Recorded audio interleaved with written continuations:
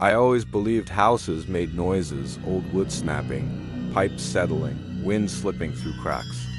You know the sounds. They're normal, expected. But the night my house answered me back, I realized some sounds aren't created by anything human or structural at all. It started on a cold Thursday evening.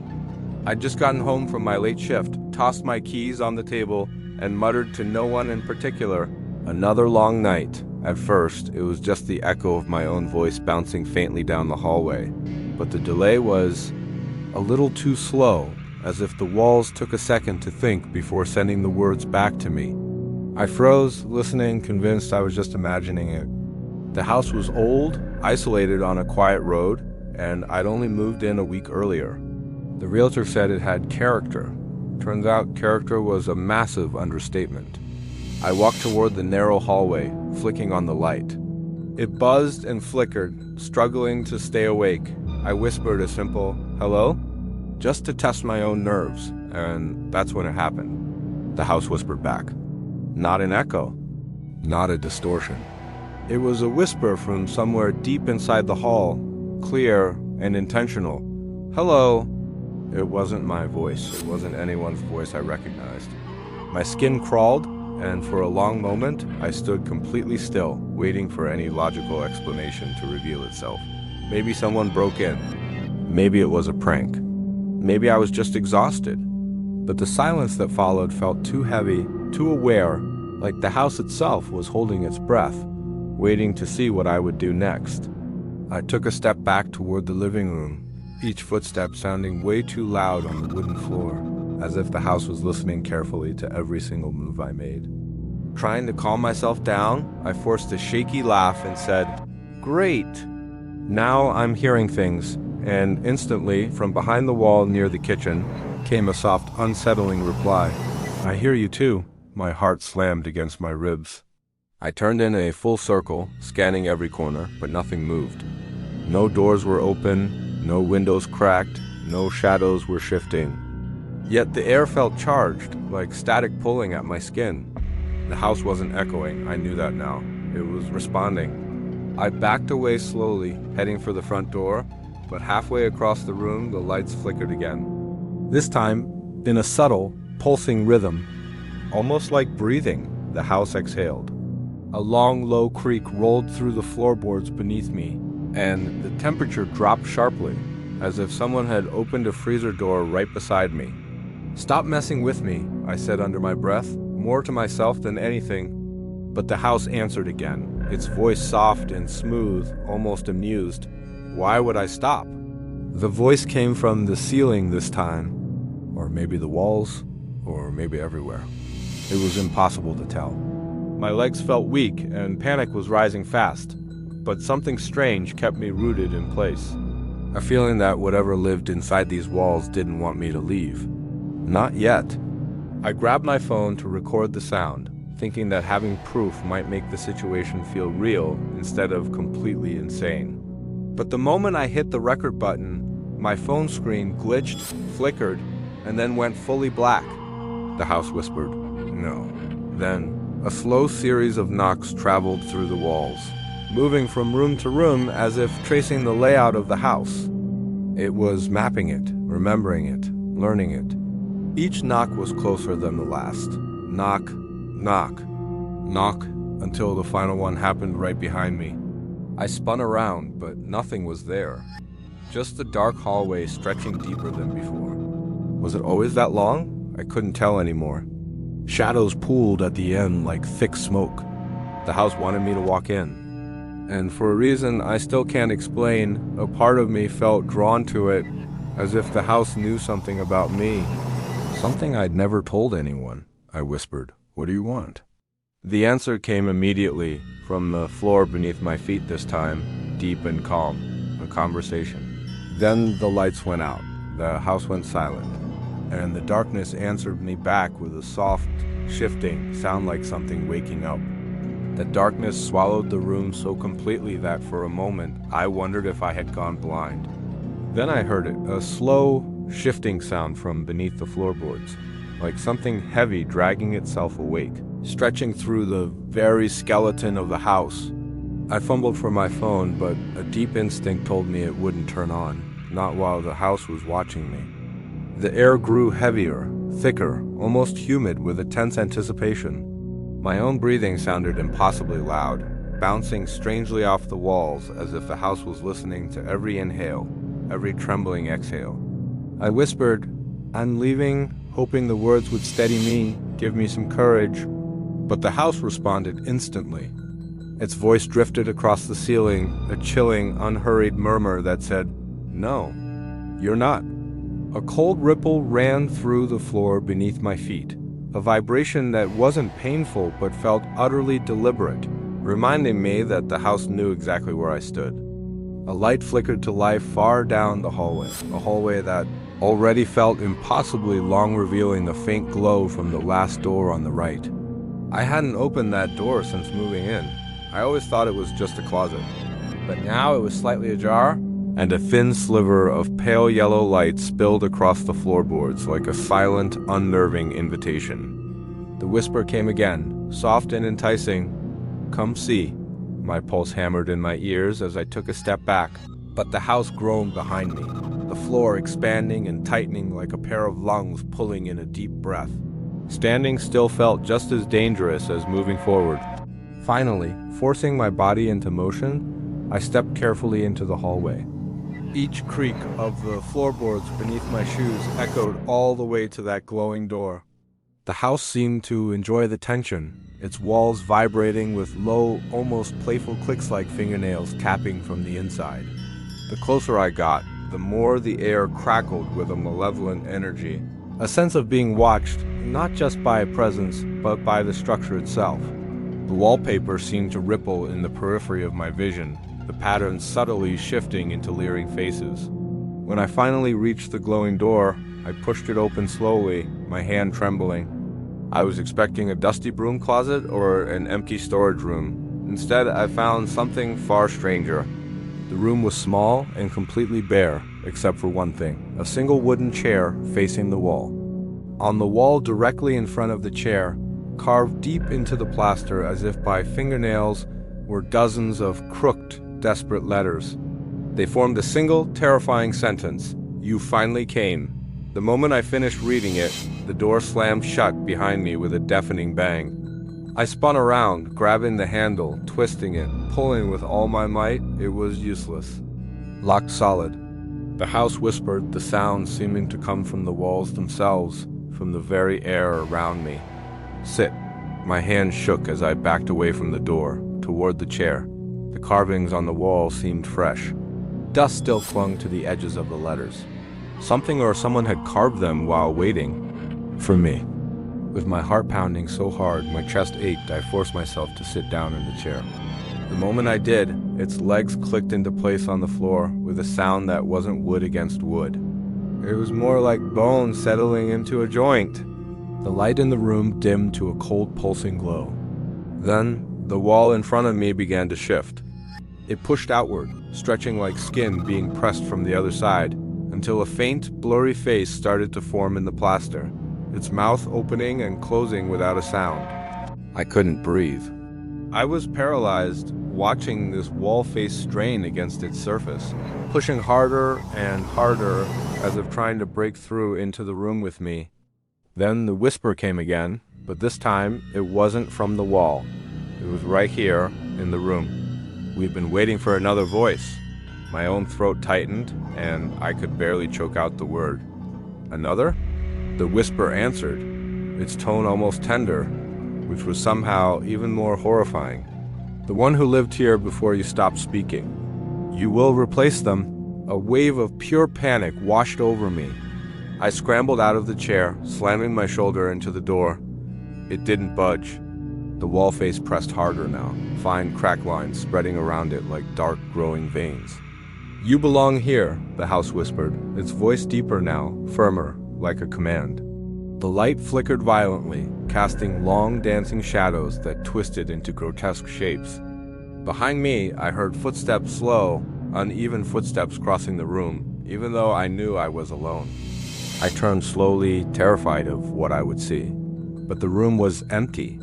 The footsteps came again, this time right beside my ear, followed by a cold breath that wasn't mine against my cheek. That finally broke me. I threw myself at the door with every ounce of strength I had left. Wood splintered, the frame cracked, and I stumbled back out into the hallway, gasping for air as the house let out a low, disappointed groan that resonated through the entire structure. The lights shut off completely, plunging me back into absolute smothering darkness. And then, right next to my face, so close I could feel the words form, the house whispered one final sentence, soft, chilling, and full of a terrible promise. You want to escape the next time you sit. The night grew colder, as if the darkness itself had taken on a life of its own, crawling into every corner of the house with an unnatural patience. I felt it pressing against my skin, whispering secrets that made my blood run cold. After the events of the previous night, when shadows seemed to stretch impossibly long and the faintest voices echoed from empty rooms, I could no longer convince myself it was just my imagination. The air had a tangible weight, a heaviness that clung to me with every hesitant step. Even the walls seemed to breathe in sync with my frantic heartbeats, pulsing like the chest of some dormant beast waiting to awaken. I tried to cling to logic, to rational explanations, telling myself the creaks of the floorboards were just the house settling. The whispers, just the wind sneaking through cracks in the windows. But every sound seemed deliberate, a calculated mockery of my attempts to remain sane. The photographs on the walls appeared subtly altered, the faces in them twisted into expressions I had never seen before, their eyes tracking me with a cold, malicious intelligence. I swore that when I blinked, they moved closer, inch by inch, inching toward a reality I wasn't ready to face. It felt like the house was playing a game with me, slowly unraveling my sense of what was real. Every familiar object was becoming alien, a prop in a stage play directed by something unseen. My footsteps took me down the hallway, each echo magnified, resonating with an almost sentient anticipation. As I reached the old study, the door creaked open on its own. It revealed a room I didn't remember having, lined with shelves of books whose titles I couldn't read. They were written in a script that seemed to shift if I looked away for even a second, as though the words themselves were alive, writhing with some incomprehensible purpose. The air in this new room was stagnant, thick with the smell of dust and something else, something metallic and faintly sweet. I felt the walls closing in, suffocating me with their oppressive, silent intent. This wasn't just a room, it was a trap. Then I saw it. A mirror that I had never noticed before, standing tall against the far wall. Its surface rippled like liquid, reflecting not my image, but a version of me that was wrong, twisted. Its eyes were hollowed out, and its smile was too wide, a cruel parody of my own face. I wanted to look away, to run, but some invisible force held me transfixed. It felt as if the mirror was feeding on my fear, learning, adapting, shaping my terror into a tangible thing that it could manipulate.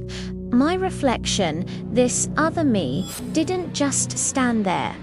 It mimicked my terror, but with a horrifying glee in its dark eyes, as if it was enjoying my suffering. The whispers returned, louder now, more insistent. And I realized they weren't coming from outside, they were coming from inside me, echoing in my mind. They repeated fragments of thoughts I didn't know I had, memories that weren't mine. The temperature dropped sharply, my breath visible, each exhale forming shapes that dissipated into shadows. These shadows twitched and writhed, as though alive, crawling across the floor toward me like a tide of darkness, determined to consume every ounce of light I still possessed. They were not just absences of light. They had form, substance, and a clear, undeniable hunger. I stumbled back, heart hammering, and in that moment of panic, the lights flickered violently, plunging the room into a strobe of shadow and fear. In one flash, I saw them, figures standing at the edges of the room. They were faceless, humanoid, but impossibly thin, their limbs elongated in ways that made my skin crawl. They watched me with a patience that felt eternal, waiting for the right moment to close in, to drag me into the same void that seemed to pulse behind the mirror. A void that promised to erase me completely. They didn't move, they just existed, their presence a promise of an ending I couldn't comprehend. My mind screamed for escape, but my body refused to obey, paralyzed by the growing realization that the house was no longer mine. It had claimed me, claimed my sanity, and that each attempt to resist only fed it, giving it strength. The whispers formed words, taunting me, promising revelations I didn't want, showing me visions of futures I couldn't survive. But in the reflection of the mirror, I saw not just my own twisted image, but the house itself, shifting and breathing like some malevolent creature. Corridors elongated into infinity, doors opened to nowhere, and windows showed landscapes that didn't exist anywhere on Earth. All of it was a reflection of the house's will, a labyrinth designed to trap me in fear indefinitely. I backed into the corner, gasping, knowing there was no escape, yet refusing to surrender entirely. And that's when I heard it. A soft, almost imperceptible knock coming from inside the mirror. From the hollow version of myself staring back, and a voice, my voice, but warped, distorted, called my name with a familiarity that chilled me to the bone. It urged me to step closer, promising understanding. But I knew that stepping closer meant crossing a line from which there would be no return. The moment I obeyed, the house would have me fully, my soul tethered forever to its dark heart. I realized then, with a clarity born of pure terror, that whatever had awakened here, whatever had been lurking just beyond perception, was not interested in me as a visitor, but as a permanent resident, a part of its ever-expanding nightmare.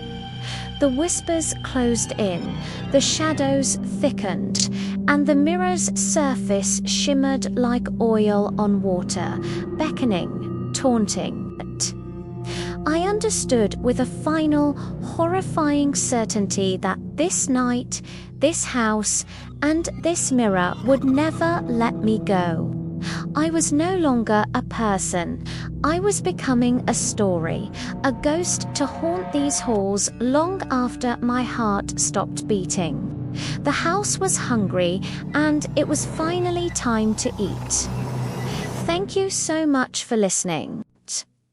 If stories like this give you the chills, make sure to hit that subscribe button and turn on notifications so you never miss a new nightmare. Until next time, stay safe and be careful what whispers you listen to in the dark. The house seemed to sigh behind me, a low, wet, almost sentient sound that slithered along the walls and floorboards. I could feel it pulsating in rhythm with my own heartbeat, a sinister synchronization that made every nerve in my body scream in protest. I stumbled through the endless corridors, each step echoing with a sound that was no longer my own, each shadow twisting into shapes that mocked my desperation.